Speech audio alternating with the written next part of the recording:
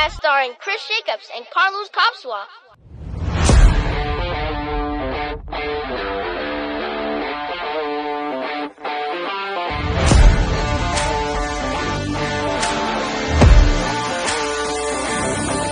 All right, welcome back to episode 12 of the Just One More podcast. I am Chris Jacobs. And I'm Carlos Kospzywa.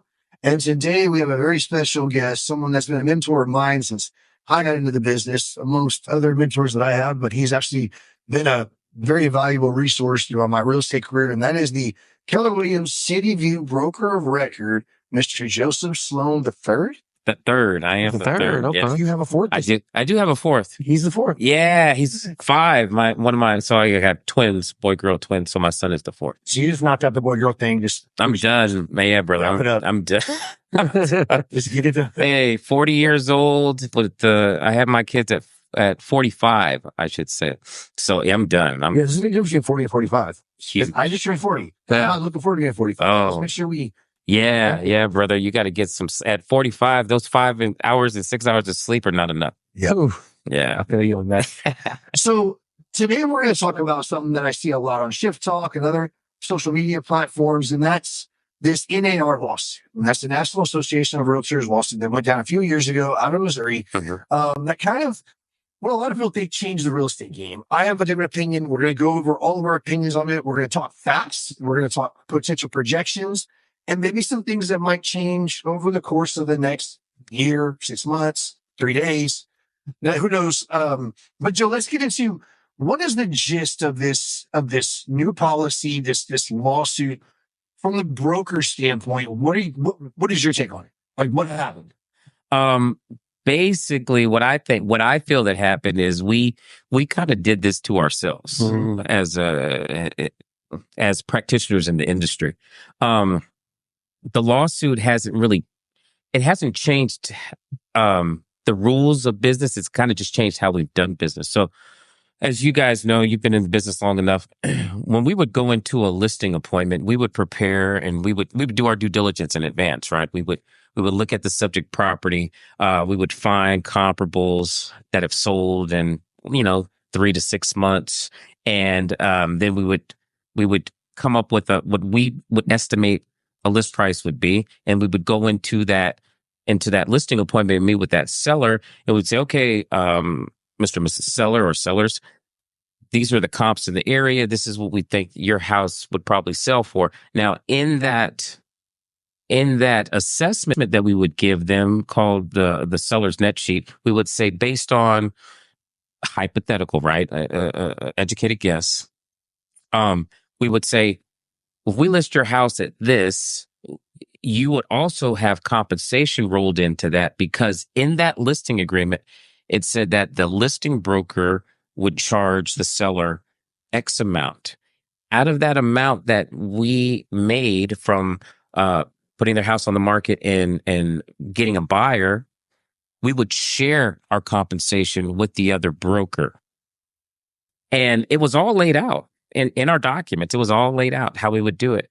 But I think we, as practitioners, got kind of lazy in how we were functioning, and we weren't expressing to the sellers, this is the amount that our compensation is negotiable. It's not a fixed rate.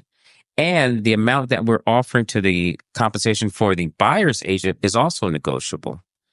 The key to that was, in the multiple listing service, we would advertise how much that compensation that buyer's agent would make.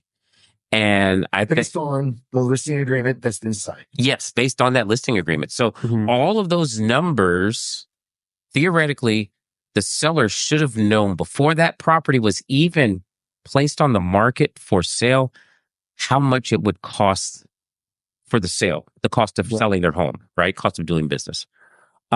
But I think as an industry, we got kind of lazy, and we went in and we said, well, on the buyer's side, let's look at this from the buyer's agent. If I'm meeting with the buyer for the first time, I would want to sit down, find out if they've spoken to a lender, if they're pre-approved, what their price point is.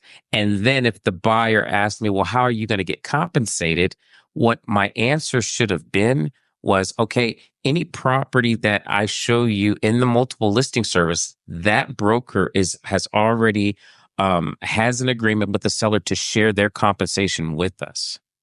But that's not the message, I don't think, that was being sent out. It's free to use my services. That's what they were saying, right, Carlos? They were saying, well, if you and I were having a consultation and I was the buyer, and I would look at that buyer's buyer tenant representation agreement as we were going through it, because you would want me to sign that before you start showing me property. And when I looked at the compensation in there, I would say, okay, well, who's going to pay your fee? Mm-hmm. And most agents would say, oh, don't worry about it. The seller's paying it, which is not correct. What we should have been saying, the listing broker is sharing the compensation with us. Because I tell anybody, I've been doing this almost 20 years. I've never received a commission payment from a seller. Directly from the seller. Yeah, it's never happened. But in the conversation, when you're talking to somebody who doesn't know our industry, that would confuse them. Yeah. And they'd be like, oh, okay, this is free to me. And if you look at some of the settlement that came out, the settlement that NAR made with the plaintiffs in this class action lawsuit, one of the things that we have to do is that we cannot say our services are free anymore. Yeah, so that's one of the things. So that's kind of how this all came about. I think adding context to it, this started in Missouri, and every state is different. It's regulated real estate wise differently, every single state. So this was based, in my understanding, there were 6 law firms in Missouri that took on, I believe, 370 or maybe it was like 600. It was quite a few, yeah. Like 600 sellers. And in joining that, people from all over started joining in, and they started going after different brokerages and basically going after the way they practice business. And it was a nationwide effect because it targeted the National Association of Realtors as the defendant. So to kind of put in layman's terms what Joe's saying, if I go on a listing appointment, I have an agreement in place with the seller to compensate me so much. Then there's a clear cooperation agreement between myself and the buyer's agent that brings the buyer for me to split my commission however I see fit to the buyer's agent. So a lot of people ask, like, okay, well, you split was always 50-50. It was not always 50-50 because, in my opinion, how I've always approached it was, let's just say I have an agent or a seller that I do high volume with. I'm going to give them a little bit of a deal. But there's this natural mindset amongst agents that there's an industry standard, right? Right. And the industry standard was 6% or 3% to the buyer's agent. So how I always did it was I would do say it's 2% to the seller, 3% went to the buyer's agent, and it was a 5% listing. So why does it matter to Texas realtors? So my biggest, I guess, concern or confusion about all this is, why does this matter so much to the Texas real estate agents when we already have built into our listing agreements, our buyer's representation agreements, so much clear messaging?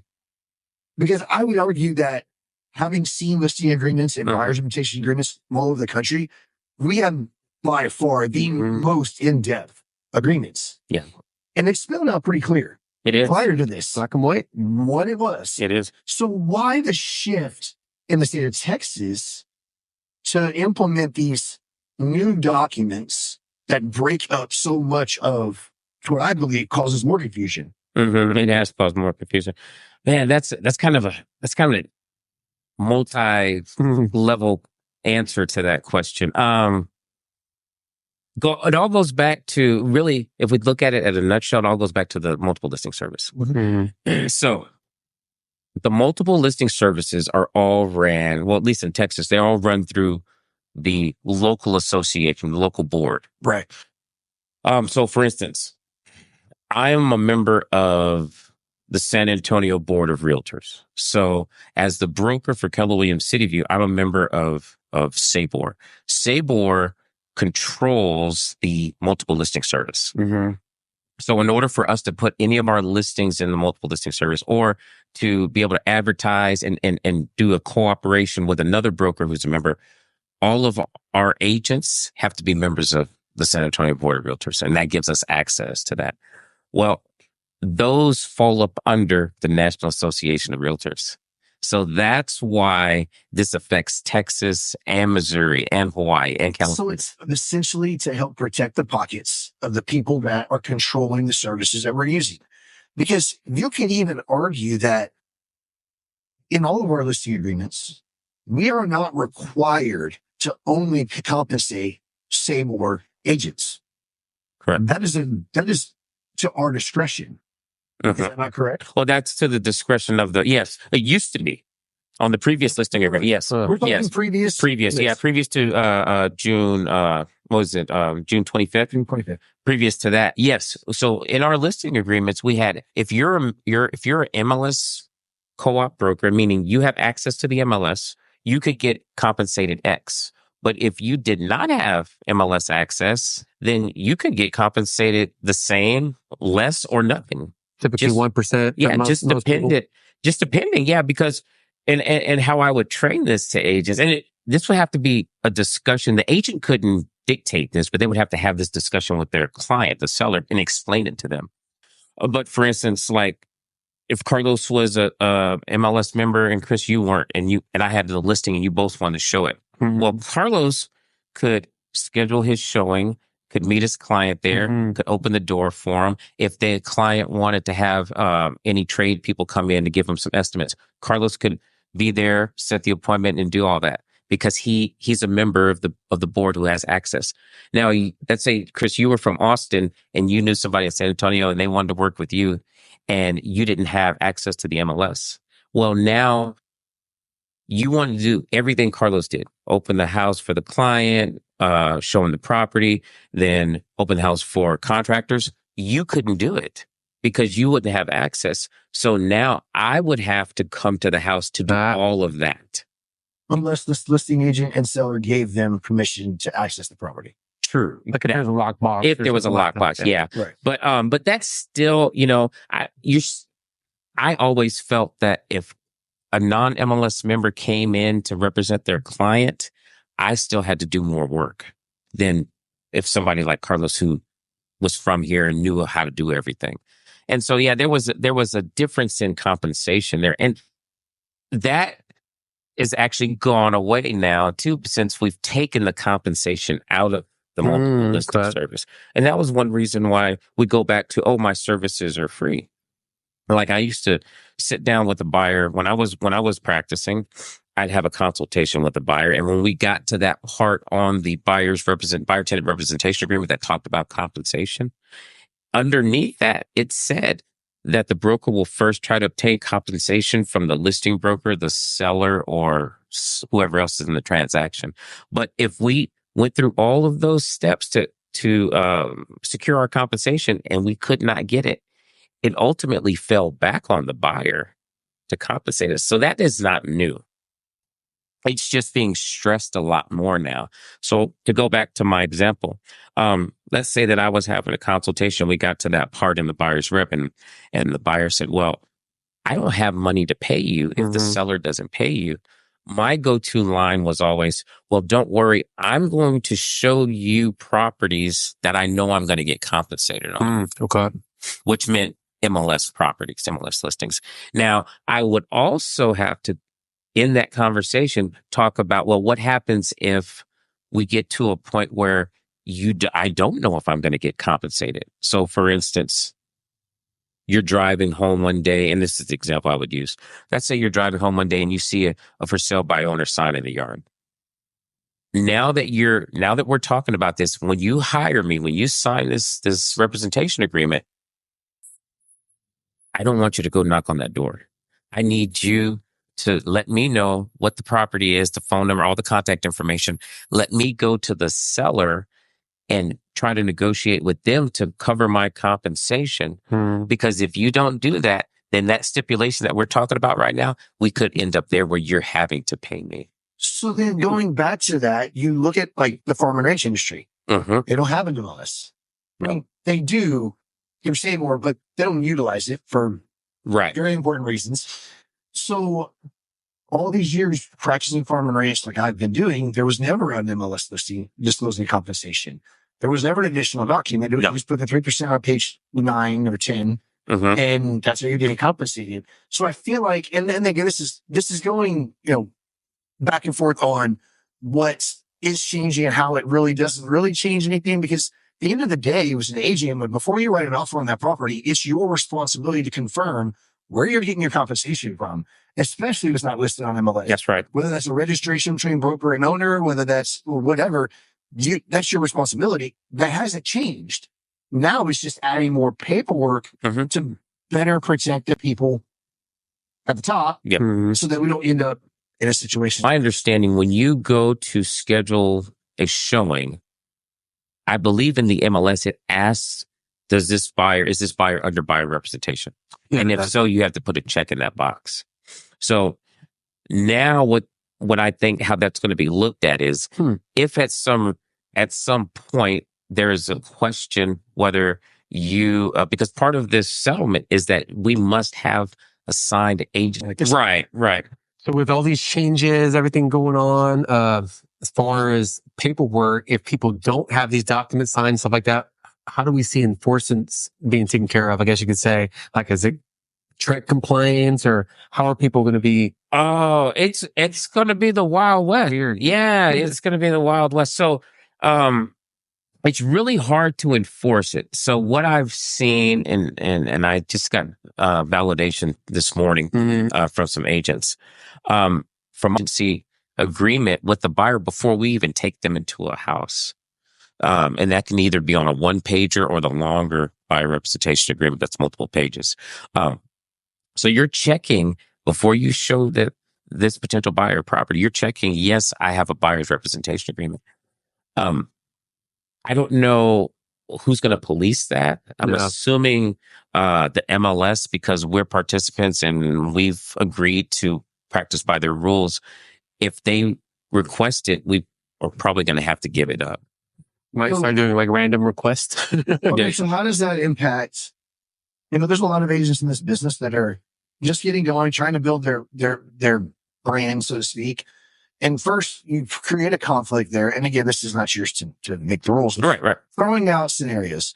You got an agent that's trying to grow their business. We've been trained, at least I have, speaking for myself, for 7.5 or so years. You typically want to get them in the house for your first consultation, because that gives you a better feel for who they are, if they're serious, Right. yada. And you don't want to scare them away with hitting them with this document. So there's that aspect to it that essentially could potentially go away. But then what about showing agents? What if I can't get to a house and I need to show, I need someone to show for me? I don't want them putting my client under buyer representation agreement. No. So that's a good question. And this is where understanding agency relationship, especially in Texas, is very, very important. Okay. So let's start with the first one. Taking somebody into a house. I'm a brand new, this morning, I just had a class of all brand new agents. And I had to explain this to them. This is the one thing I do like.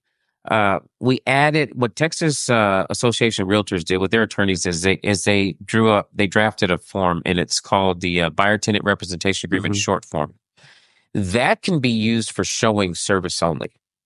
And just to go back to what you just said, Chris, you said, hey, listen, I was always taught I need to try to earn this person's trust in order before I try to commit them for a 6-month agreement, right?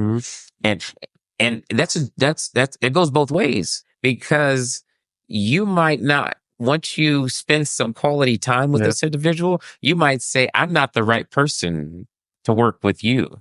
So it's a two-way street. So I do like this short form that was created because it allows us to use it for showings only. And you can have the option, the brokerage has the option to charge a fee for that. So what I've been training our agents, especially the newer agents, we've all of us that have been in the business over a year have shown at least one house, not knowing if we're going to be compensated for it. So why change? Now we can do the same thing, but we just have to document it. So I'm training that use this form to your advantage. So I would tell a potential buyer, hey, listen, the laws have changed. I have to get something in writing from you stating what my source of compensation is going to be. But I realize that's a big ask for somebody you just met. So what I like to do is let's use this showing form at no cost. And what I'll do is show you 3 properties. And so I've had one agent tell me, well, we're only going to show 1. Well, that's fine. That's a business decision I want to make. My business decision I chose was 3. I select 3. And they'll understand. I'll show you these 3 properties under this showing agreement. If we're going to go anything over 3, now we have to sit down and we have to solidify this and have a long-term relationship. Is there a termination language inside that? So you can, let's say you do, I'm the type of person that I'll probably get myself in trouble. In all my 7 years, several hundred transactions, I've never once had a buyer's rep signed prior to writing a contract. Slap me on the wrist. Yeah. Well, there's multiple infractions there, but we're not going to talk about that. We're going to go. So when you go down that path of signing this short form, right? Because, and let me preface it by, I don't show clients 30, 40 properties. I'm typically, they call me, they want to see this property. It's because I already know that I know them personally because I know we're buyers. So I'm pretty sure like they're either going to write a contract on that property, they're not. Right. It's a sphere lead. There's just a level of that they're unlike getting, Zillow leads where you're going to show them over the course of 5 months before they find the right house. That representation is very, very, very important. Yeah. For a couple of reasons. It protects, there's liability side that protects the brokerage. My business is more so like, hey, Chris, this is John. I want to see this house if you want to buy it. All right, cool. Let's go check it out real quick. Bam. That's my consultation. Put a buyer's rep in, write a contract. That's the gist of my business. You know that. Mm-hmm. So it's not as if I'm showing 25 properties. I don't work with buyers on a consistent basis. So just so we get before Gary Keller calls me. So to that point, if you have that short form in place, let's say for someone like me, and I'm like, hey, you know what? Like, I know this guy's going to buy a house. Maybe look at 10 or so houses. I'm going to put him under a 30-day short form buyer's representation agreement. Yeah. Is there a termination clause that allows me? Can I add that to say, after 2 houses, we're not a good fit. I'm out. I would just do the term. I would just do the term short. There's nothing in there that put just a term of beginning and ending. So for the showing service, I would just put it, because we're not going to amend it to use it for full service because it doesn't have enough coverage in there for us. So I would just do it for the day. Just have them sign it. Yeah. Say we're going to do 3. Let's do 1 for today, because then you might say, once you get in that house with them, you might say, wow, I don't want to really show you anymore. I think that's and Shane and I have talked about this. I think that's the way to do it, because if you approach somebody, and there's agents that have done it, and I get calls all the time. Now it's like, they put them on, they try to put people under this long form buyer's representation agreement. It scares the hell out of them. And we're going to get into a lot of why it scares not only the buyer, but the agent. Mm-hmm. But I like that short form edition, because then, you don't just every morning get up, we're showing, bam, hit it through $1, send it over. They sign it, you got them for the day. Yeah. So I think that's the play there. Yeah. That's pretty simple. Like I said, I've used that. I just came back from vacation, but before I went on vacation, I had a couple, buyers before, this just went into effect this last month. Yeah. Really. So, I didn't show too many buyers. I started doing a lot of listings myself as well. But, I feel like most people are okay with it. Like for the most part, most buyers are okay with it, unless it's like on Zillow, that first phone call, and you're asking them like on the first phone call, hey, before we go, can you sign this? Oh yeah. Most of those people are like, no. Yeah. Like, I don't know you. Give me to sign something up front. Yeah. I think also a lot of consumers are pretty educated. Oh yeah. And they've been reading. They don't understand. Right. They're a little confused about, a lot of them think that they have to pay their buyer's agent now. So that's confusing. But I think they're expected to be asked certain questions that they knew they were going to get asked before. Right. So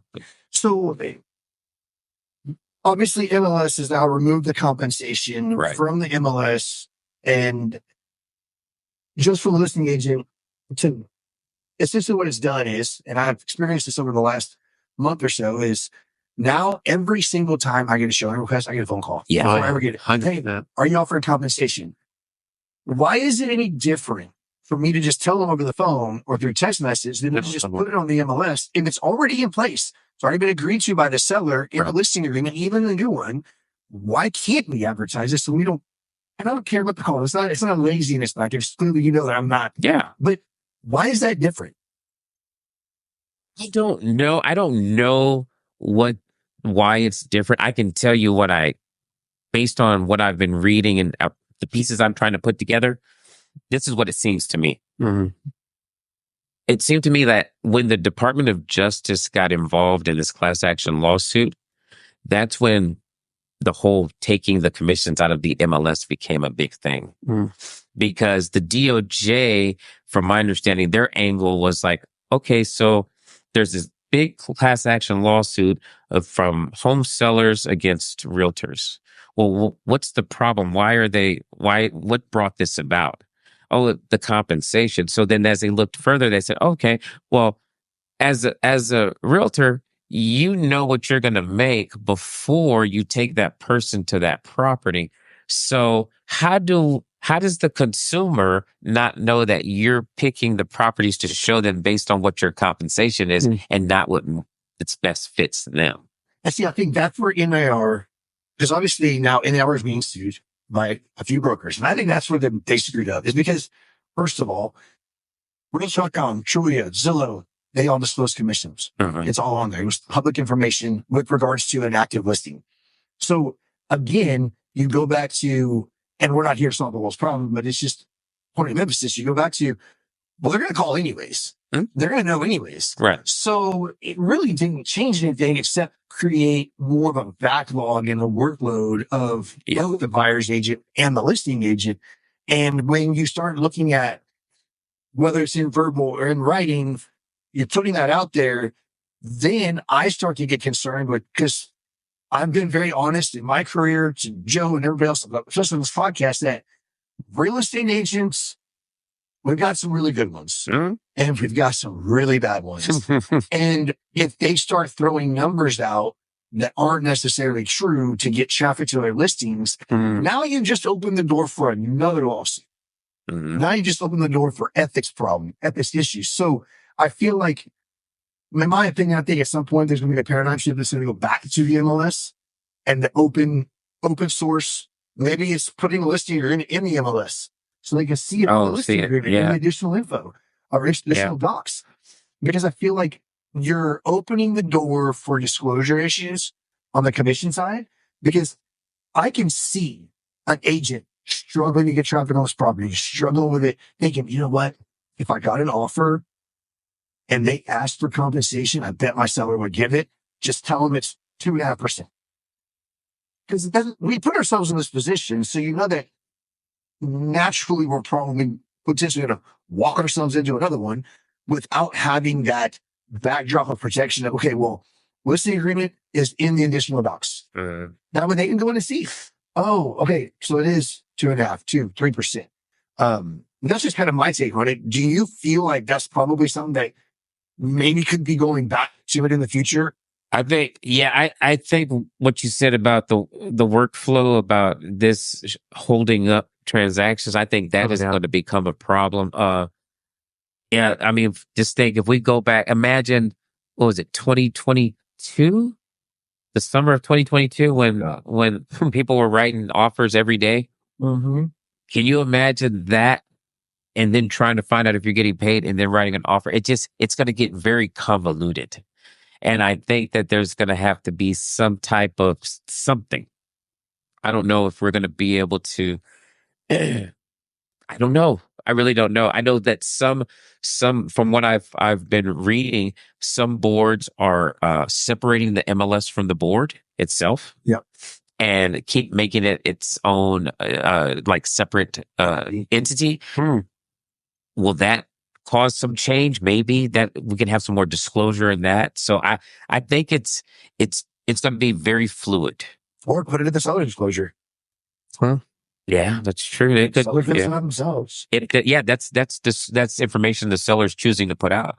Yeah, that's not a bad option there. So I know commissions specifically for buyers agents cannot be on the MLS. What about bonuses and incentives? No, the only thing that can be in the in MLS at this point would be compensation, the sellers concessions towards giving to the buyers.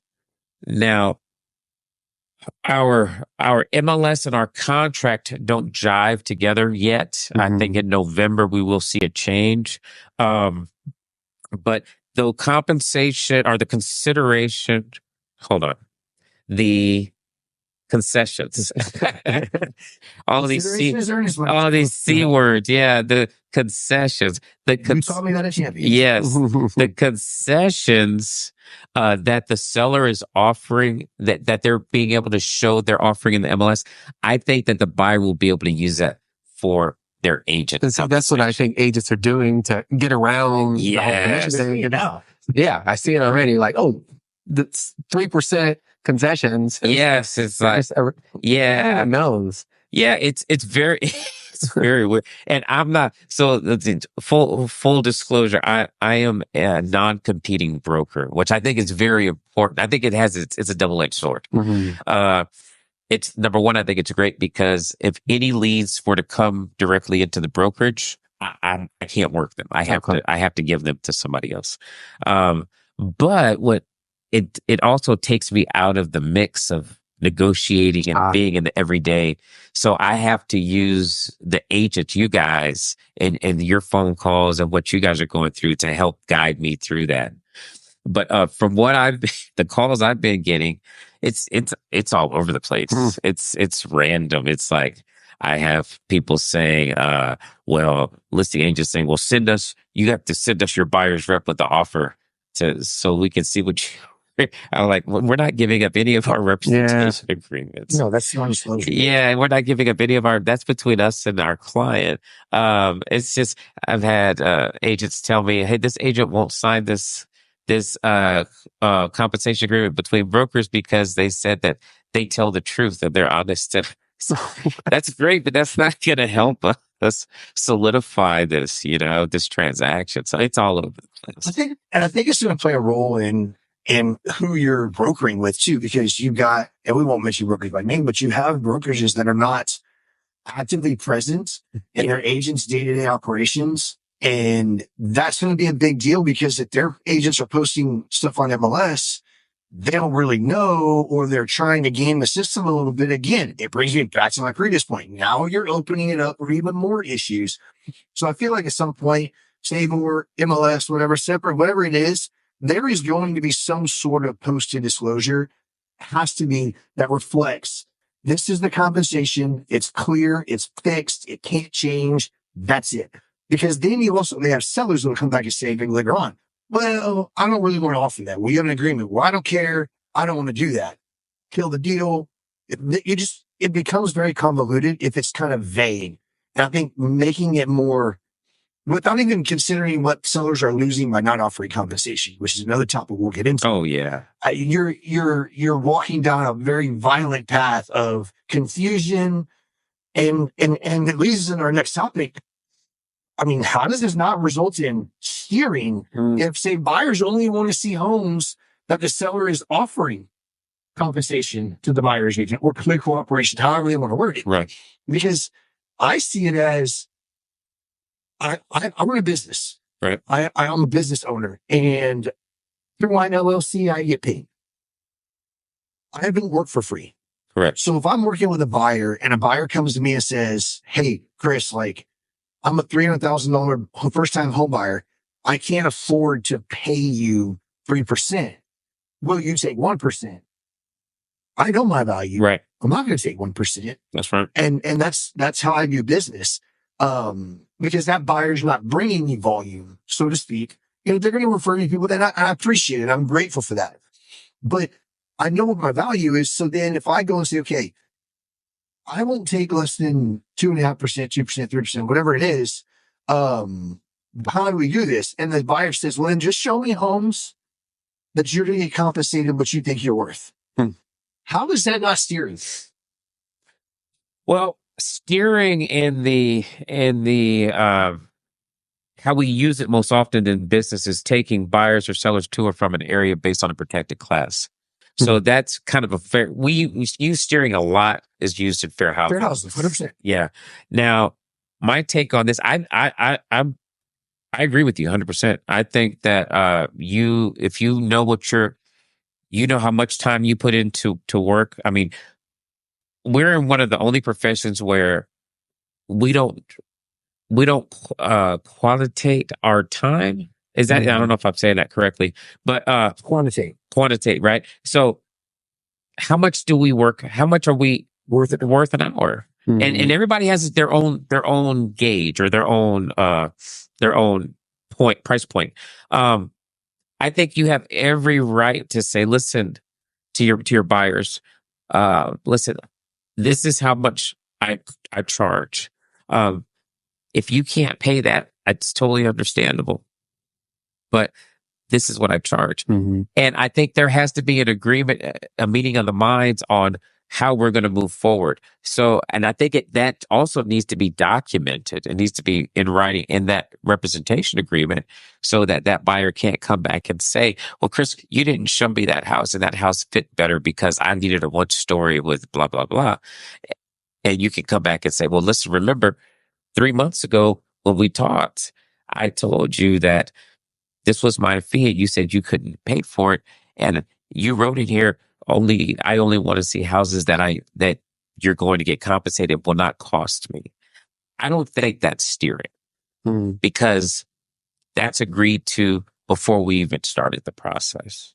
And I would agree with you, but steering as it is defined does not directly link to fair housing violations. It links to a general perspective of taking your clients to the properties they want to see. Correct. And not steering them away from certain areas based on class, based on compensation, based on anything. So I'm not so much worried about how the buyer responds to it. What about the seller that's next door to the other seller, that the seller next door is offering compensation, this seller is not, and agents aren't writing contracts on his house because they're not getting compensated, and he sues Sabor, Dollar, whoever. Oh, that's there's no stop. Now there's no stopping anybody from suing. Sue anybody now. I could tell you some stories about being sued. It happens. You can tell stories. I can tell a few myself. It happens to me quite often. Well, at least the threat of being sued, I should say. Just that's what people want to jump to is threatening to sue. There's no protections there from that. There really isn't. To be plain and simple, there's nothing in our agreements that protect us from a lawsuit from our client. The only thing that I can do is, and this is where me dealing with people complaining and receiving complaints and lawsuits and threats and things, intent is very important. And that's what I like to tell agents a lot. Prime example, I'll have an agent tell me, well, they didn't initial at the bottom of the contract, but they signed it, so it's not enforceable. And I said, no, that's not true. One spot, they missed it. It's the intent was there, right? Didn't they initial didn't they sign all the addendums? So the intent of them to go forward was there. So I think intent has a lot to do with it. So if I can show, and I'm speaking for me as a broker, if I can show that our agents showed the intent and the clients understood that, and there was an agreement that this person might try to sue us, but I think I'll have enough documentation to say, listen, we didn't steer this person, or we didn't take them or keep them from this property. That was their specificity. They told us specifically that they could not compensate us, and we can't work for free. I don't know if any court is going to say you should have showed them that house and got paid zero. Yeah. I just don't see that happening. Just like I've never seen, we talk about a default on the contract, right? Right. We said the injured party has two options based on our contract. They can sue for specific performance, or they can keep the earnest money as liquidated damages. I don't know of any court that is going to tell a seller, you have to sell your house to that buyer in a lawsuit. I can name one or two. We really, and I'm not saying it won't ever happen, but what are the odds of that? And then by the time we get to that, they've spent so much money. It's probably more money than the house cost. So a lot of times we don't really see it play its way through the court system like that. But I think intent and then them signing that and initialing that, even having them write it in their just write it what you want me to do. Just write it in here. At least we have something. If we ever have to go to court or we ever have a deposition, we can say this is from our client. We didn't tell them to do this. No, that makes complete sense. And let's say the buyers really can't pay. Do you see anything that lenders are doing right now to maybe compensate for this or help out buyers? Have you seen anything come up lately? I've seen some lenders get a little bit creative with some I wouldn't say down payment assistance. I think they're giving more credits per se. Like lender credit? Yeah, like lender credits. So the lenders are kind of taking they're going to take a little bit of the brunt of the compensation aspect, so the buyer's not taking it all, so that they can give them some options. I know that I believe the government loans, they're now going to allow the compensation over concession. Yeah, so like a VA buyer, the max concessions or the maximum money that the seller can contribute towards their closing costs is 4%. They're going to be able to add to that, but as long as it comes out in the compensation for the agent side. For sure, the compensation. Strictly for the compensation. Going back to the steering, kind of mixed with the lending side. Let's say, I do work with buyers, and I know builders can share everything they want. Right. If I push everybody to builders, is that considered steering at all? Like, if I'm like, you know what, I know what they're going to pay me. Like, I don't have to worry about it. Like, I don't think so. I think that's just another option that they have. Yeah. You know, and I would think about it like this, Carlos. Let's take that out of the equation. Like whether we're doing pre-owned or brand new, new construction, right? Let's just say that they have, because one of the things that we do with buyers is a needs analysis. Okay. So we have their haves and their wants. They want a house with the pool, but they got to have a house with enough bedrooms for everybody to sleep. Yeah. So we have to do that back and forth. As long as you're taking them to a builder that is selling the product that meets the criteria they're looking for, I don't see anything wrong with that.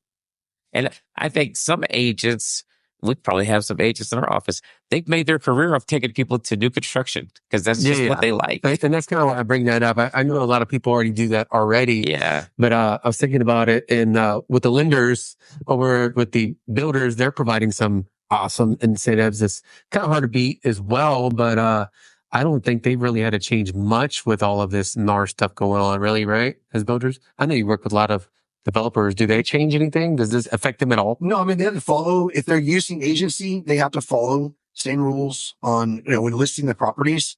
They can't disclose bonuses. They can't disclose commissions anymore. I really wish the state of Texas, I don't want big government, but I kind of wish the state of Texas would get involved and make builders, if you're selling a product, you have to be a licensed realtor, or they have to have their own brokers or whatever the case is. Because I think that would create more of a level playing field for all the consumers. Because I do know that builders will very much try to steal a client. They'll very much try to eliminate the need of an agent. And I think that's a poor way to do business. And I want to make sure people understand, like, everybody has it in their mind that all agents are rich. Listen, in the state of Texas, the average realtor makes $77,000 a year gross. That's the average realtor. And that's about 9 transactions. Okay. That doesn't account for, and we're talking about solo agents. That doesn't account for signs, marketing, partnerships, brokerage fees, splits, transaction fees, your time. I'm a big component of my time. I know to the dollar what my hour is worth. So when you back out that, I've looked at it, I'm not saying, but I've looked at it roughly. A solo agent, it costs them between 28 and 30% to practice. 28 and 30% of the commission to practice. So give $100,000, and let's just say it costs 30%. It takes $70,000 is what you gross. Now, if you're making $77,000 a year, 30% of that is $21,000 off. So the average agent makes about what a teacher makes. and they work about as many hours, if not more. I'm not saying one is harder than the other. I'm just saying in terms of hours. So no, your high volume agents, yes, they're successful. They do, but those are guys that are doing it the right way. They bust their ass. So when I say that you're going to go in here and you're going to impact these agents and they're cutting agents out from the builder level, people are saying, well, those people are trying to make a living. And when you're eliminating that resource, that source of income, that's why I feel like builders should be put on the same playing field as agents if you are selling a home. Now, the argument would be, well, then the same thing would apply to FSBOs. No, I don't agree with that because we're talking about new construction and the volume. Right. We're talking about a multi-billion-dollar business that has a practice of creating their own lending firms, creating their own title companies. You are practicing real estate on a consistent basis. That's where I wish somebody would get involved and say, hey, you can't do this. So what they're doing, what you're talking about is builders that are advertising through flat fee brokerages or listing services where they just put it on MLS. Uh-huh. So now they can't disclose commission. They can't disclose compensation, bonuses, whatever. So then the next question would be, and we're going to skip around a little bit, but I want to cover this is, if you can't disclose as an agent bonuses, you can't disclose as an agent 6%, 3%, whatever, can you disclose that on social media? On your listing, from my understanding, if it's your listing on your site, your own, Not on, say, Shift Farm. no, not on a third party. That's going to change. So that is going to change things for builders that are actively advertising listings, unless they're not a member of Sable. You're correct. Unless they're not a member. Yeah. And this is the other thing, and I get what you're saying about builders, and it's unfortunate. In order for that to change, the laws have to change. Yeah. I feel the same way you do. I'll never forget. I had a situation one time where I had a couple who was first-time home buyers, and they were one weekend, one Saturday, they're out doing whatever, and I told them, please don't sign anything. Please don't sign anything. And I even spoke to the sales rep. I said, listen, I have a buyer's representation agreement on them. They're just out looking. Please don't have them sign anything. 3 hours later, they signed something. Gee. And then they wanted to get out of it. That was the hardest deal to deal because nobody governs or nobody There's no oversight to the builders. It's like you have to go through them, through their main office, through luckily I was able to get them their earnest money back, but yeah, that is the biggest pain. And I don't know. We just need some legislation I think if they're playing in our sandbox, they should have to play by our rules. Yeah, I would agree. I am 100%. And hopefully there can be some legislation at some point where they can be held to a higher standard like we are. And well, not only us, the home seller. That's who they're competing with. The home seller has a higher standard to meet as far as disclosure than the builder does. 100%. Yeah. So we all know that dual agency in the state of Texas is illegal. Correct. Cannot happen. With this new shift, and I get this question all the time because there are a lot of times where I have buyers that are not represented come to me about my listings. Keller Williams specifically has the KWMCI, which is the non-representation agreement. Correct. And it basically puts the buyer or seller, regardless, however you want to structure it, under a non-representation agreement. They're not being represented. I know that not other brokers have that. It's some specific Keller Williams in terms of that specific document. So are there going to be other tools that Keller Williams implements to help protect listing agents from being exposed to dual agency? Right. Because buyers are going to naturally think, well, my agent won't show it because you're having this conversation, so I'm going to call you. Let's go straight to the agent. Yeah. Go straight to the, yeah. So, we did have that. We called it the representation clarification form that we've been using for years. Yep. Texas Realtors did draft a representation disclosure that we are now going to go to because one of the reasons I like that is it talks about, it lists section 1101 point whatever of the License Act, which says how disclosure has to be made, right? At first contact. And then it also at the bottom of that or the middle of that form, it says, well, who do we represent? So if you're the listing agent, you're going to show it to unrepresented buyer. You're going to check that box that you represent the seller, and you're letting that buyer know. And the thing I like about this form is, and why we're switching over to it, at the bottom in bold, it says that when you're signing this, we are not creating an agency relationship. Oh, So if they ever come back and say, well, Chris, you showed me that house. I thought you represented me because you opened the door and you took me in there. And then you say, no, remember this form I had you sign? Right there, it said, I represented the seller.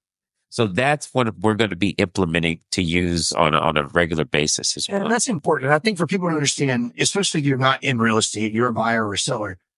When I say dual agency in CNTX is illegal, it means that I cannot represent the seller and the buyer on the same transaction. It's illegal. It cannot be done. So if agents are telling you that, it can't happen. There has to be some sort of form of doing what's called separating agents. Basically establishing agency relationship up front. My relationship was with the seller. I have a listing agreement in place with the seller. If you're the buyer and you're coming to me, I have to say, okay, look, you got to sign this form, whatever the brokerage requires, saying you do not have an agent. There is no compensation for that agent.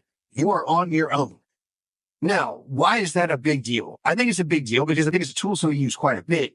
But buyers that want to do that understand this.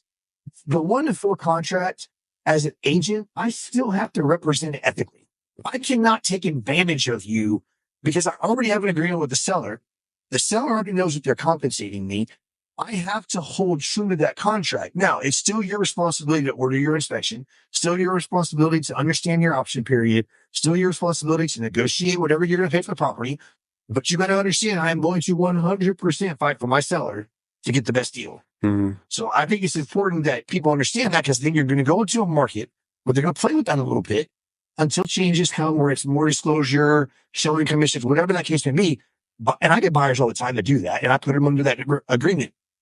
But it's important to know that an agent can't intentionally screw you over because they still have to represent the contract ethically. And if you have questions, hire an attorney to review that contract so you understand what you're signing.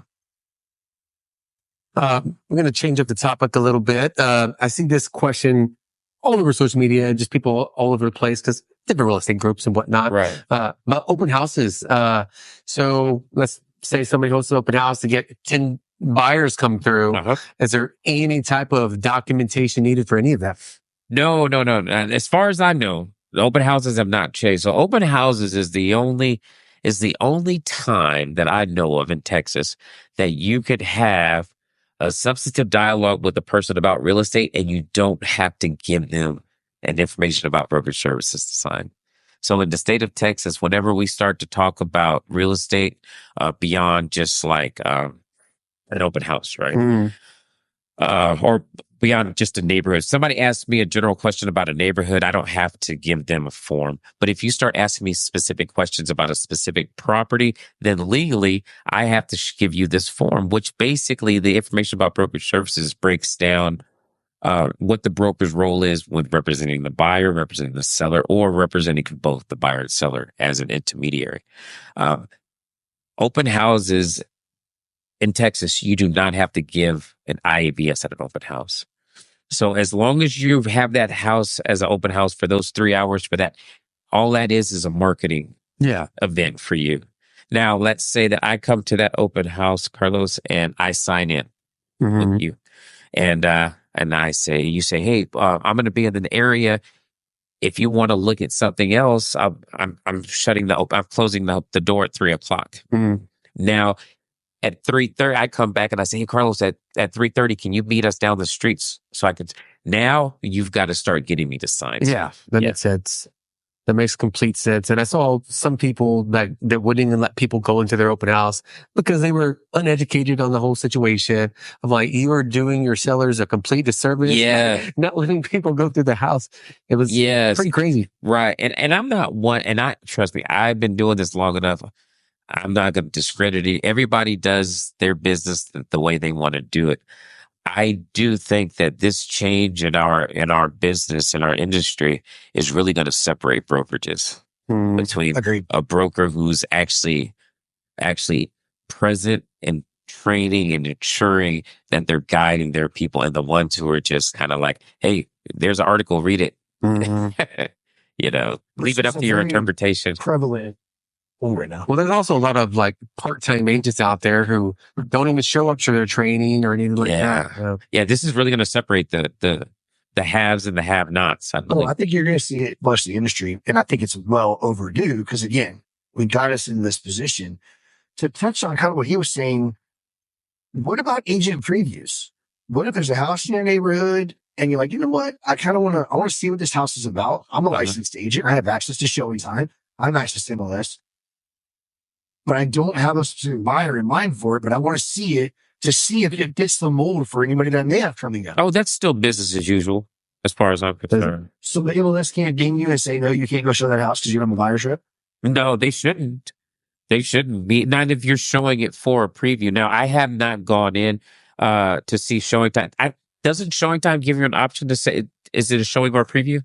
I think it's agent preview showings and open house. Just walk through the house. And so again, it goes back to my original point. Like,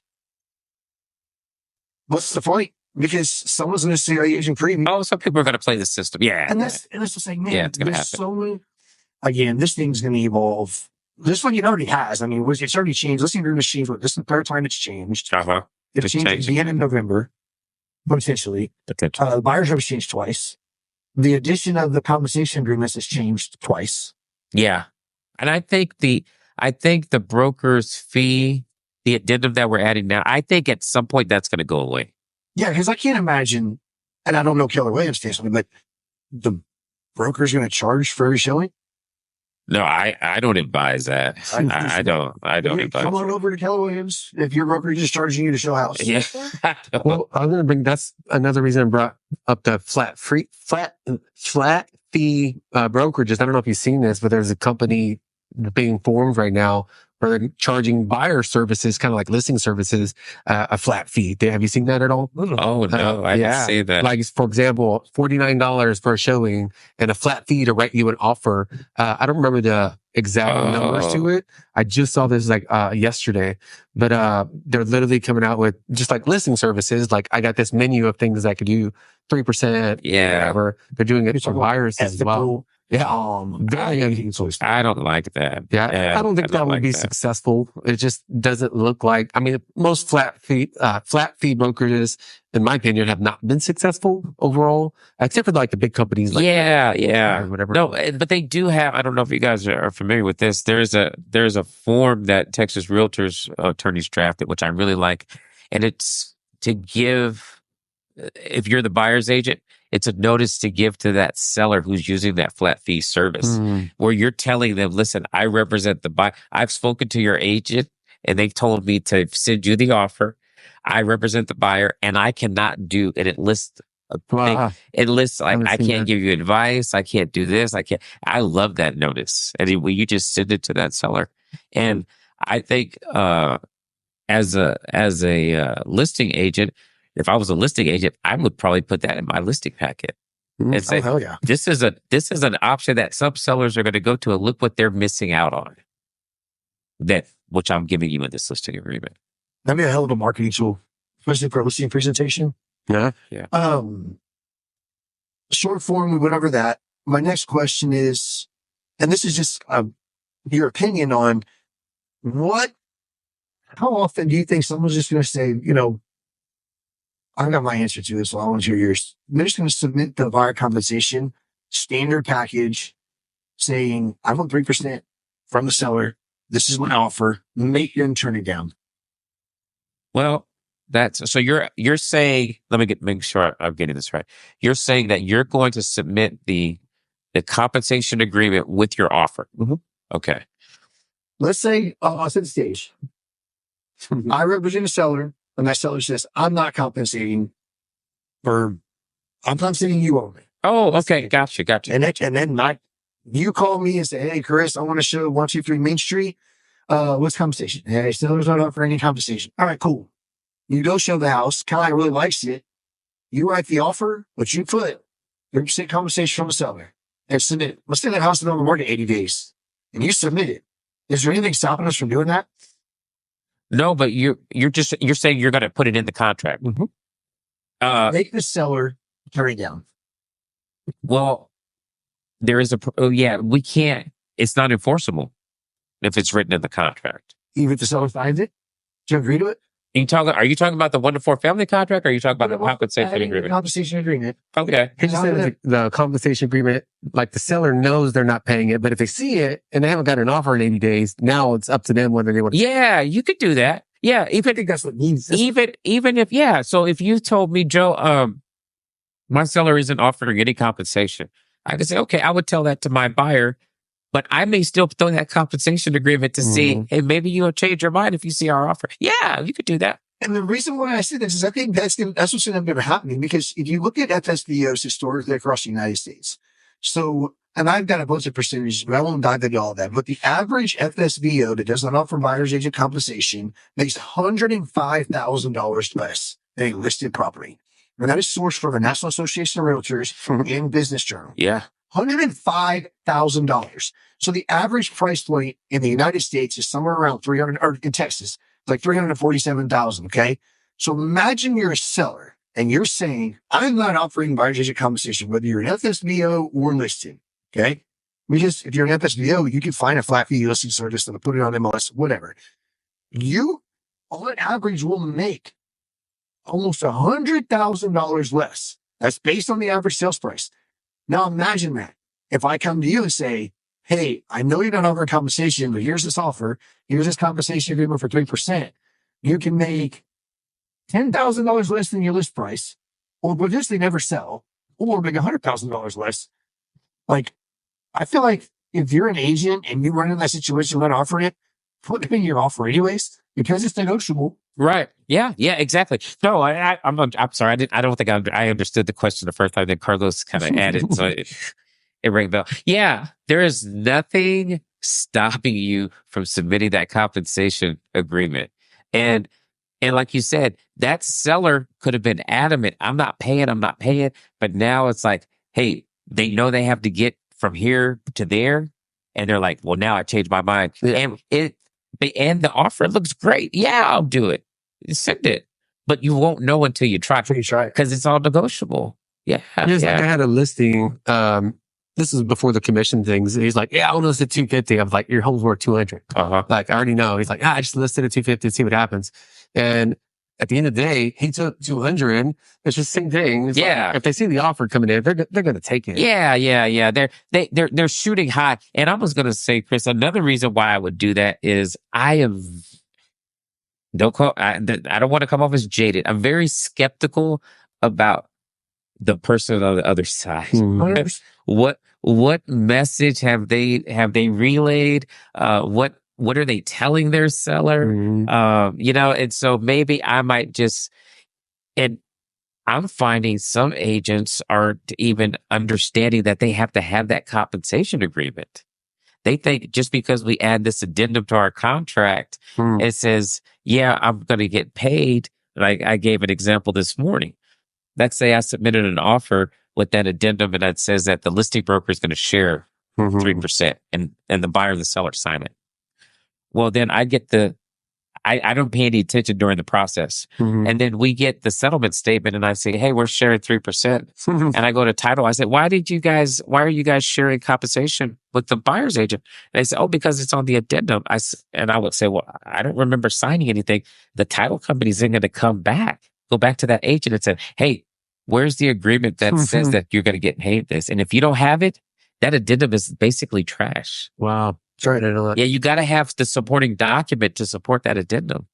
And I don't think a lot of agents understand that or being trained that. I didn't think about that until right now. Yeah. That's been getting hammered in my head for 3 weeks now.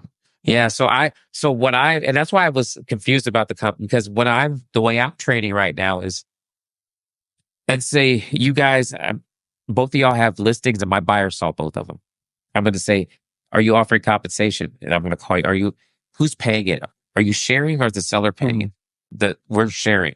Who's the seller's paying directly? So I have to send you both 2 different compensation agreements. You're going to have a conversation with your client. Yeah. Hey, he's only paying me 1.5 of his 3%. He's paying me a full 3%. So if we go with this house, you're going to have to cover 1.5% because my value Right. to match my 3%, or this one, you won't have to. And then you put it in the buyer's hands. Right. They get to make the decision. Yeah. I'm advising you send those agreements before you write your offer, because your buyer needs to understand where you guys, what you're dealing with. And see, that's where I go back to what I was just saying, more specifically to sellers that may not be offering full compensation or partial compensation, whatever. Send it with your offer. Make them turn it down first. Yeah. And then go back and say, okay, here's the renegotiated number for compensation. What do you think about that? To try to protect and insulate your buyer from as little out of pocket up front. Absolutely. Absolutely. Yeah. So I'm trying. Yeah. The goal is, and it's really, I love the contract, the wonderful. That's my thing. I love the wonderful family contract. And the one thing I like to show in there is, because I don't think enough agents, especially new agents, they don't understand why buyers need closing cost assistance from the seller. And so when I get to paragraph 12 in the contract, that shows paragraph 12A, right? It says, this is the seller's cost. I said, this is what it costs the seller to sell their house. This is what it costs the buyer to buy that house. Yeah. That's why they're asking for money right there. And I think that just helps them to understand that a little bit better. Yeah, I think people don't understand. They think, I had an interesting conversation with someone not too long ago about this, and he'd heard about this and 2 different times. And one of them asked, why am I doing this? Why are they asking? I understand the compensation side, but why are they asking for so much in closing costs? Well, let me explain to you why. Why it's harder for a buyer to pay for commission is because when they buy a house, they got 1% earnest money upfront. That's cash out of pocket. Yep. More often than not, you have an origination fee. More often than not, that's 1%, sometimes 2% of the sales price. Then you have your appraisal. Then you have your lender policy. Then you have your home inspection. These are all costs out of the buyer's pocket. Yeah. A buyer can be sitting at $15,000, $20,000, $25,000, $30,000 out of pocket before they even get to their down payment. So there's a lot of expense out of a buyer's pocket. So I always tell people, like, hey, when you bought your house, did you pay a buyer's agent? Well, no. I was like, okay. So you didn't have to pay a buyer's agent because it was a clinical operation shared between agents. Yeah. So you're basically just rolling what you could potentially have paid the buyer's agent into your equity. And you're paying that out of your equity now instead of having to come out of pocket for it. I had another guy hit me with the same thing. And I basically just told him, I said, if he was thinking about switching his listing, because we currently have it listed, he's like, I don't think I want to pay a buyer's agent. Well, I think you need to find another agent. Simply because, and this is a $2.5 million listing, because I know what happens, especially properties that are been on the market for a while, they're already hard enough to sell. Yeah. And now you're going to say, I'm not paying agents to bring me their buyers, or I'm not paying you to share your commission with those agents. Well, those agents are going to take those buyers elsewhere. And where's your biggest buyer pool?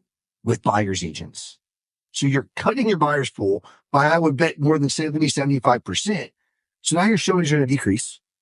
And I'm spending time and money and effort marketing, advertising, talking, vetting, pre-approving, getting all this done. Why? Again, I know my value. Yeah. Why waste my time?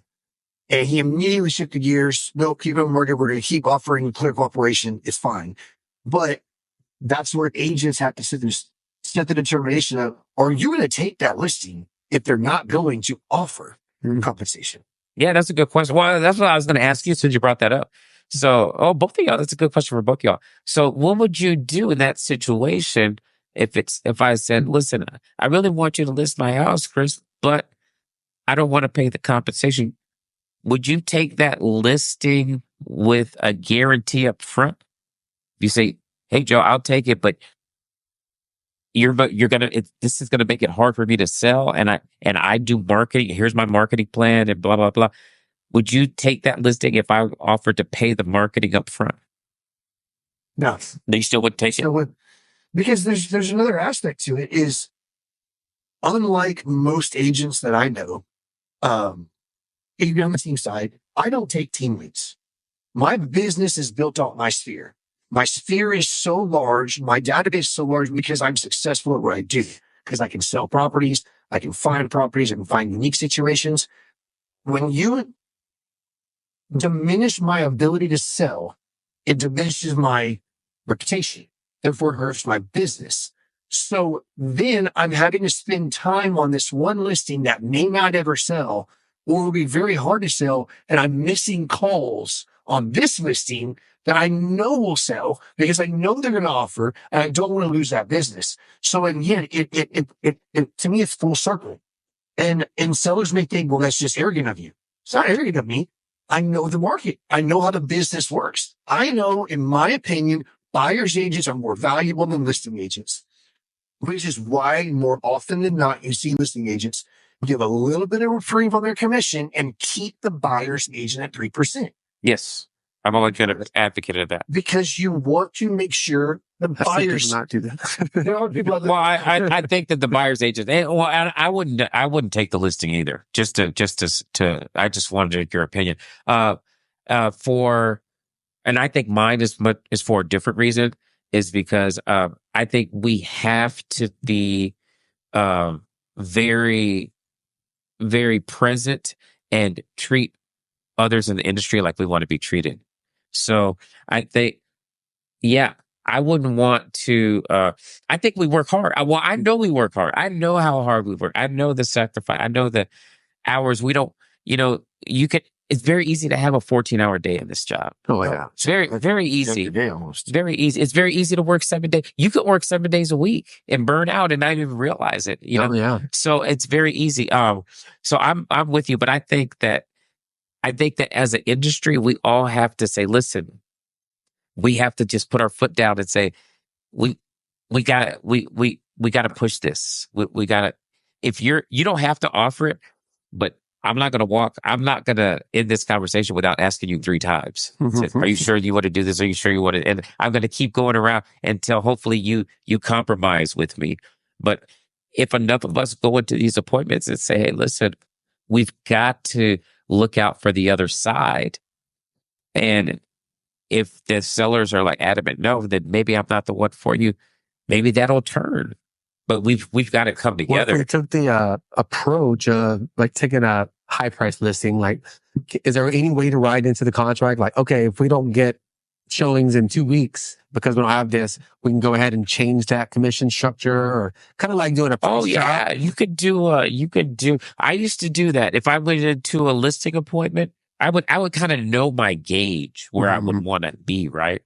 And I kind of had an idea where that seller wanted to be before I got there, because I needed to prepare myself for that. And so I would go in there and I would say, listen, if you wanted to list it above what I wanted, I would say, okay. And I would break this down and say, we're going to go on the market on a Friday. You guys know this, because we're going to be 2 weeks due, blah, blah, blah. That's our most time to get showings. But these numbers I've used and they've pretty much been accurate. I would tell the seller, if we're priced right, within the first 2 weeks, we should have 8 to 10 showings. Agreed. For every 10 to 12 showings, we should have an offer. So if I get 20 people to come through the door and say 2 weeks and we don't have an offer, it's a pricing. But it doesn't mean that I'm overpriced. It also means, and this is why I want to have this conversation with the sellers, is because it may not be that we're overpriced. It could be something external from your house, like power lines in the backyard, or you're on a busy street. That is preventing people from making an offer. So now we have to look at, we know it's priced right. We know it shows good because we had 20 people come in 2 weeks, but they haven't pulled the trigger because there's something about the outside of this house that you can't control. Do you think the commission will become a part of that now? Commission I've always used it as a pricing. Yeah. I've always used it, hey, we've got to bring the price down enough to where somebody can say, you know what? I love this house enough and I think the price is right. I'll live with that. Yeah. I'll live with those power lines or whatever. Yeah. I think you're onto something. I think commission will play a role, because even if, let's say, sellers are offering a partial, maybe it's 1.5%, and that buyer knows I got to get another 1.5%, that house is going to have to be everything I want it to be. Yeah. Check all these boxes for you. Will spend another 1.5% to compensate you your other half. So they make them see these houses, and then you can go to the seller and say, look, This house down the street is very similar to yours. It's sold in 12 days with a 3%. Now we're asking buyers, say, hey, look, we're going to give 1.5, but these agents could be asking for more. So maybe we need to look at that, which is why I would probably add some context to whether I would take it on or not. It would be a discussion of, listen, if we get to a certain point in this, 2 weeks, 3 weeks, 4 weeks, we're going to revisit the compensation. That's when I would take it. And That's what I was going. if you're willing to revisit this and offer compensation and it doesn't sell your way, then I may take the listing, depending on who the person is. And how I jive with them. Oh, yeah. And we got to have these, we've got to have these conversations up front. Oh, yeah. We can't get the listing and then 3 weeks later, like, hey, let's have this. No, we need to have it.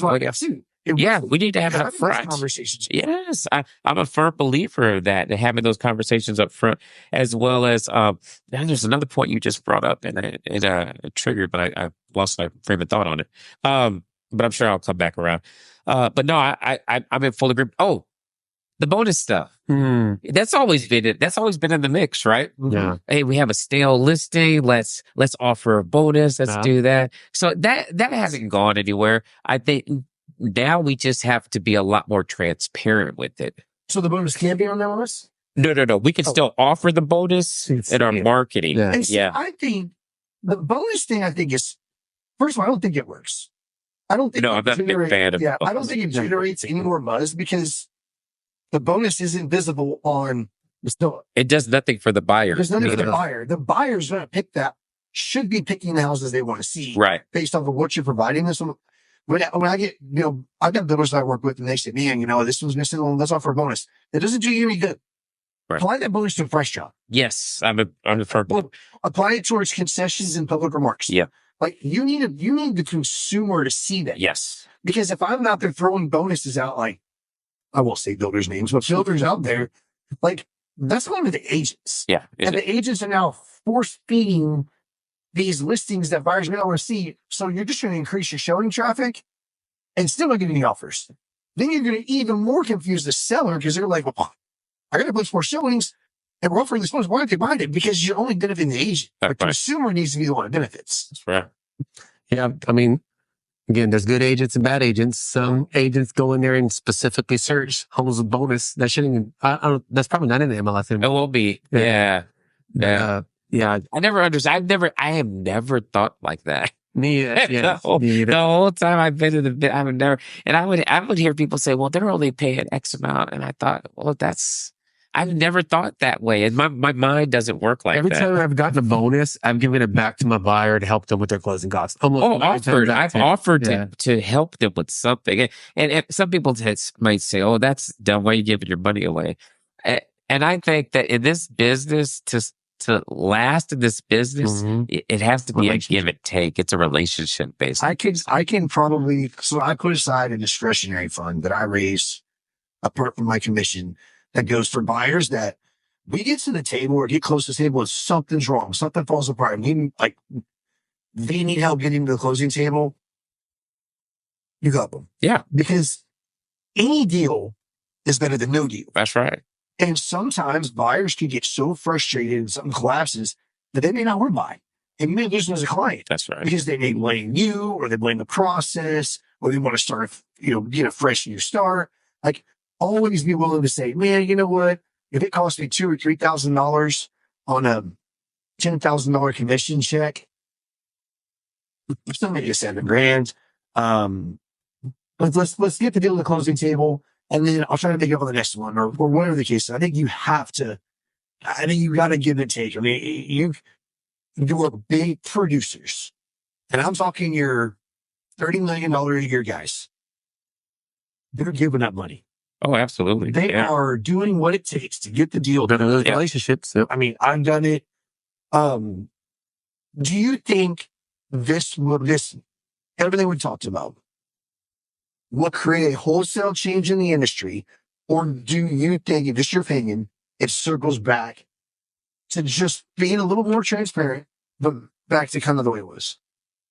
Do you think it changes anything? It's going to change. Now, how long this change, how this is going to look long term, I don't know.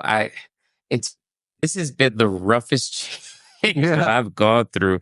And I mean, I went through the '08. I mean, I got licensed in '04, so I saw people buying houses like with 80-20 loans, right? Yeah. And stuff like that. And then I saw them all get foreclosed. And then and then I went through the pandemic and I saw the influx, and I saw all the turned into another seller's market again. Now we're going into another buyer's market. I don't know. This is the biggest change that I've seen.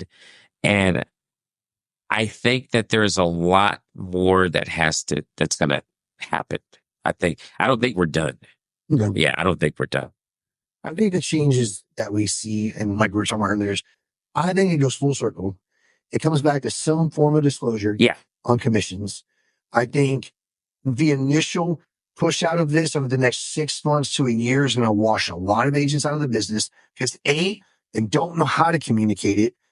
B, they don't want to be told no. Because I think one of the biggest problems agents have now, and this goes to feedback on listings, they don't like giving rejection.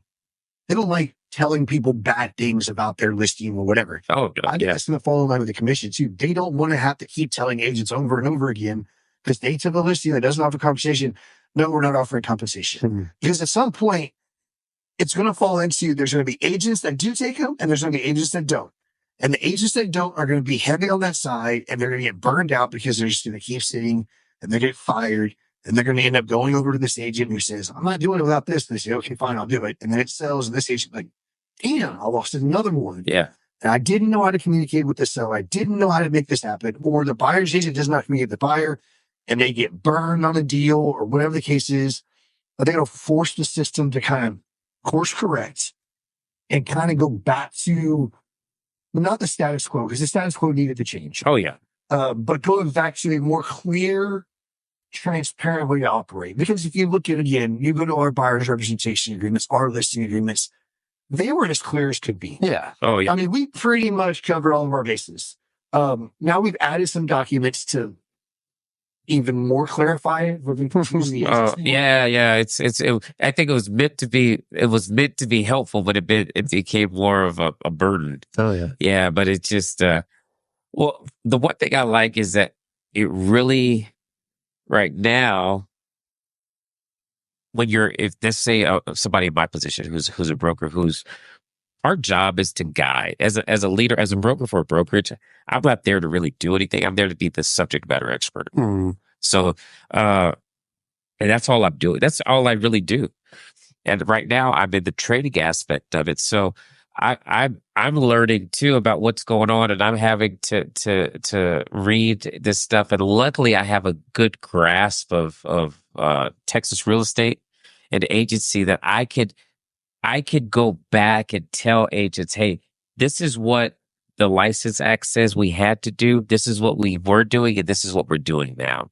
So I've been able to I've been doing it long enough that I can tell them how it was in the past and why it's where it is today. But I think you're right, Chris. I think we're going to see something. And I want to say, for some reason in my mind, 7 years is standing out to me for this lawsuit about maybe a statute of limitations or something like that I had a conversation I had heard an attorney say. But I had to go back and research that. But I think there will be some changes. And we won't go back to where we were, but I think we're going to not be where we are today. We're just going to make it clearer. Oh, absolutely. More clarity on how it's done. Absolutely. So at the end of the day, who do these changes really benefit, if anybody? Benefits the consumers, basically. And I think, if you look at Texas, for instance, it says, when we look at the Texas Real Estate Commission, what their job is to protect consumers from unscrupulous brokers and salespersons. So this is all about consumer facing, right? Yeah. What's better for the consumer as far as giving them full transparency of what's happening, which I felt we were giving them transparency before. It wasn't the best, but we were still doing it. But I think somewhere along the way, we just stopped doing it the way we were taught. Just prime example I give agents, in real estate school. When you go to real estate school, you're taught to negotiate for your clients. And you're taught to, when I receive an offer, if my client's got a counter, we strike through, we make the change in the initial, and then we send it back. But how many times does that actually happen in a transaction? And a lot of agents don't realize why that's so important. I did that maybe like 3 times in my last 4 years. Well, you know why it's but you know why it's so important to do it that way? Because when I counter back and I initial, as soon as you initial, we have a contract. Whereas if we're going back and forth with the agents texting, when I send that counter to you in a text message, I'm leaving myself wide open. Well, I was going to say, I probably shouldn't say it, but I have done it to where they're like, oh yeah, can you just send it back with a clean contract? Yeah. Blah, blah. Well, there's nothing wrong with that. Maybe I had 3 days in like one of the terminations or something like that. Yeah. And I put 5 days and they didn't notice it. They just gave me 2 extra days because they didn't want to read over it. They just kind of went with what I had. As a So, listing just stuff like agent, that. as a listing agent, I want to do that. I'm not going to counter it back. I'm like, hey, Carlos, just rewrite this. Yeah. Because now I'm hoping I get another offer come in. Oh, that's true. Whereas You're delaying. if I would have struck through an initial and sent it to you, Very immediate. now if I get another offer, I have to withdraw my Oh, counter okay. offer. See? And so that's why a lot of people don't like to do it. I get why listing agents don't want to do it, but as a buyer's agent, I would push no, because I'm leaving us. Now you're telling me, hey, Joe, just fix these 1 or 2 changes. And then before I can fix it and get it back to you, you're telling me, hey, this is now a multiple offer situation. Oh, and I'm like, well, why? Why is it a multiple offer situation? You just promised me, you told me we were good. Yeah. So, that's one of those things. That's why I always tell people and that's so I learned from Joe before I was on the team, because I had Joe when I looked at my test prep for champions. Everything, and I've said this 1,000 freaking times, I can't emphasize it enough. Everything you need to know about real estate is in the contract. That's right. It's right there. It's in there. Paragraph by paragraph. And it's not stupid legal language. I mean, there's some pretty clear operating language. Like, there's next to zero protections for a seller in that real estate contract. That's right. Guarantee It's 50% of people don't read. No, it's not understood. You know, you quote a paragraph, they're like, what paragraph was that? Where's that at? Well, I'm talking about agents. So, that's what I'm talking about. Oh, yeah. I'm talking about agents. It's like, there was this big hubbub about, what was it, a year ago when I started leaving the objection dates blank. No. But I'm like, you can't do that. I absolutely can't do that. I had a broker argue with me for 3 days. You can't do that. Yes, I can. You can't do that. Read it. I know what it says. No, you don't. It says this many days or until the end of the contract. It's clear as day.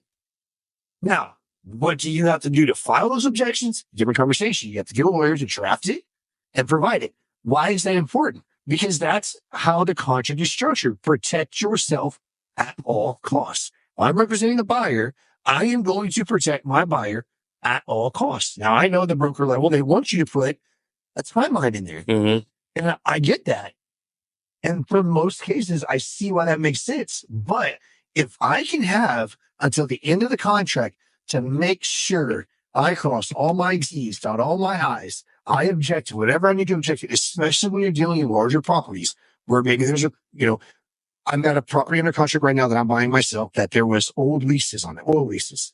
Well, I went out and I let the section blank because I wanted to be able to send the entire title over to my attorney so she could have unlimited time to review. Because look, lawyers, they charge by the hour. Yeah. And they're going to take their sweet ass time. Mm. And if you put 3 days, I'm sorry. I don't know one lawyer that can get on a title commitment and be able to go through the entire objection section or the entire document, 40, 50, 60 pages. Was it Schedule B? The Schedule B. Yeah. And fill out all the objections that you need to object to. And it may not be able to be resolved, but at least we notified with intention, we notified the seller, hey, these are our objections. Can you cure these? Give me the opportunity to cure them.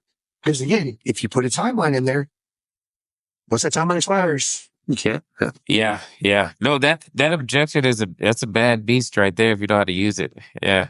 Yeah, definitely. You taught me counting and know what he's telling you. And I think I learned from you. Yeah. You have a class to the team on it. Yeah. That's I had another broker get it to me with that too. He says, "Oh, you guys left it bright. That means you don't have one." I'm like, "Whoa, time out." That was on that one for an investor of mine. Yeah. He was sharing with him calling your broker. If you don't know how many times my broker gets called on me, It's has never been called on me yet. No, good. You're doing good, Carlos. I haven't had anybody call me on you yet. Yeah. Yeah. Right to the job. Well, the more transactions you do, the more What was it? Shane host somebody he goes, if the broker's not getting called on you at least once a year, you're not doing enough transactions. Okay. So it's like the more. I say Yeah. don't get sued at least once a year. No, man, nobody. I don't want to get sued. That's. We haven't had a lawsuit carry out, and normally we iron it out in mediation or something. We had the one a couple of years ago, and as soon as we got involved, they were like, and my client ended up winning. Oh yeah, I remember that one. Yeah, I remember that. Winning and won handsomely. And they just finished the payout about 6 months ago, 7 months ago. Yeah. Well, that about wraps it up. I want to thank you again, Joe, for stopping by. Hey, I appreciate it. Thanks for the invite. Yeah, no problem. Thanks No for the problem. invite. Nobody ever invites me to do anything, so I appreciate it. I knew that getting you on here was really important, just because I think people miss a lot of things in these trainings. And I think, you go and you speak to the team or you speak in front of agents. They're scared to ask questions. Yeah. They don't want to, put themselves out there and look stupid. I don't care. Like, you're not paying my bills. Yeah. No. And I tell, and I hope, and you guys have been in my classes, I encourage questions. I want you, because I've been in enough classes and sat there and be like, I don't want to be that guy that asked the question and then never got an answer. Nobody ever asked it, and then I missed out, So I encourage it. I'm usually the one that calls you right after the meeting. Oh, and just give me the scenarios. Yeah. No, thank you guys for the invite. I really love the fact that you're doing podcasts now, and you're trying to get your name out there, and for the right reason. You're trying to inform people, and not really. I'm not a big fan of people selling stuff, because in our business, it seems like everybody's trying to sell us something. Yeah. And so I love the fact that you're out here to put out information. I'm all about information, gathering information, and just giving people enough information so that they can make an informed decision. So I think that's a great idea. This podcast is designed not just for realtors, it's designed for the consumer too. And so they can kind of see the inner workings of a real estate transaction and see that it's not just about writing a contract and collecting a check. Like, there's so much that we have to follow, that we have to pay attention to protect not just ourselves, but the consumer as well, because this whole thing is designed around you, the consumer. That's right. You're the one buying and selling. We are just here to help facilitate the transaction. I tell people this all the time. The house essentially will sell itself. It's who's going to help you navigate the ins and outs of selling it, making sure you're following the laws and the regulations put forward by different commissions, different associations, making sure that you're getting as much out of the marketing as possible, knowing how the house is, shit like that. And that's what we're about. That's what this whole thing is about. And having someone like you on, obviously, I have a very high regard for you. I appreciate that. Especially with all the conversations we have every week. So I definitely want to have you back. Hopefully for not as serious of a conversation. Yeah, no, next time let's have some lighter stuff. Yeah. Talk about football. Yeah. I wanted to talk about the Aggies today, but Kendall left, so I know she doesn't want to hear that. But Joe, I'm always forever grateful for you. Thank you for taking the time to talk to us, and hopefully we can get you back on. Absolutely, guys. Just let me know when. Sounds all right. Good. Thanks. Until next time, guys. See y'all later. See you later. All right. That was awesome. Good.